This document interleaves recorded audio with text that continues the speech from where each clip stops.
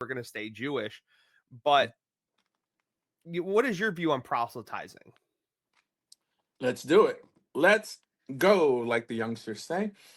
Yeah, my view, I think, is the same one from the inception of Torah. God was a Makarv. He was a missionary. God was pleading with the mixed multitude and the Hebrews, telling him, choose me, choose life, choose Torah. Don't go down that path.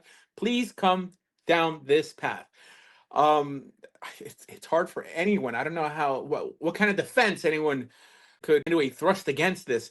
Now, I think what I don't do is I don't coerce with intimidation and fear or force. Is I think what proselytizing has come to be known as, and this is why people don't know where to place me. They think like, well, we don't believe that you have to be Jewish to be made right with God, right? Which is not true. Jews actually do believe that, but what they call Jewish, they mean Noahide.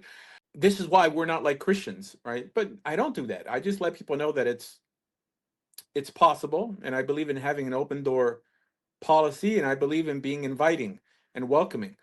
That since when is that akin to what the ugliness we've seen in proselytizing, like under the Almohads, the Muslims that were forcibly converting people to Islam, or people who were misplaced, told to leave a country like the Catholics did, and Jews in Spain and parts of Portugal because they didn't want people who weren't Christian.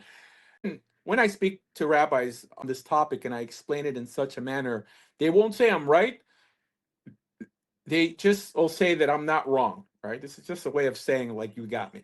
Because there's nothing in Judaism that prohibits proselytizing. Nothing.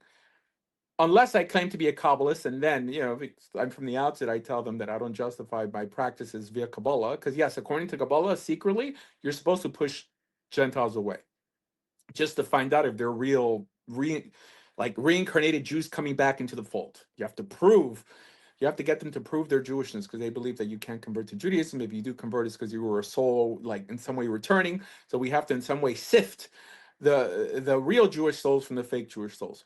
But I never let it get that far, because I tell them from the outset I don't really believe in Kabbalah. So yeah, I actively proselytize. I every time I see a Gentile, I see a Jew fighting to get out.